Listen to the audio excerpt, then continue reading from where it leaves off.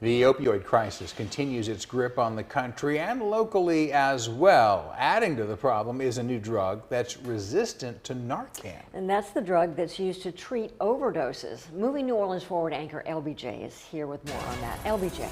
Yeah, Susie and Kurt, this week the DEA issued an alert about a drug called xylazine, or Trank as it's called on the streets. It's being mixed with fentanyl to make it even deadlier. The fight continues locally to combat both of these drugs and to save lives. We would tilt the chin back like this, check the nasal passages, make sure there's nothing in the nasal passages. Dana Wilkos is the Education and Outreach Coordinator for the New Orleans Health Department. Administer the whole dose. She's giving me a short training on administering Narcan, part of the city's response to the opioid epidemic. In short, they're hoping to save lives. What we are trying to do is, through Narcan distribution especially, we are trying to kind of head off the crisis as best we can in terms of reversing overdoses with this very easy to use medication that anyone can have. Wilkos and her team also trains organizations and individuals on the use of Narcan.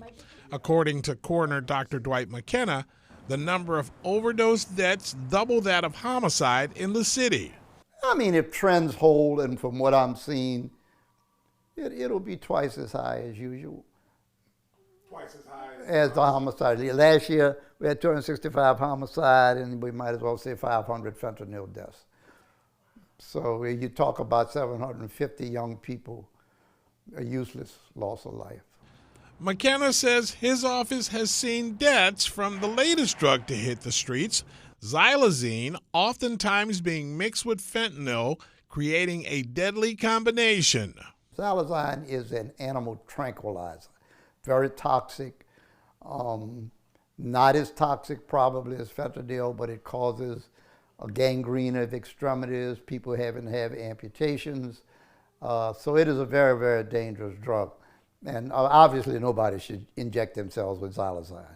But yes, we are beginning to see it. Wilkos and McKenna are both sounding the alarm on xylazine because it renders Narcan ineffective. It's difficult because it mimics the effects of fentanyl, which is an opiate, and it kind of prolongs those effects, but Narcan or other overdose reversal drugs don't work to reverse an overdose. So McKenna says that, Dr. McKenna says that by the end of last year, about 5% of the deaths that they saw had xylazine. They tested positive for xylazine as well. His office is monitoring that number to see if those numbers go up. As far as that training is concerned from the city, you can get that training for your church, community organization, and even a distribution of Narcan at the NOLA Ready website. Sign up and it'll come right out. Easy to use as we saw from Yes. the demonstration. All right. Thank you, AJ. Thank you.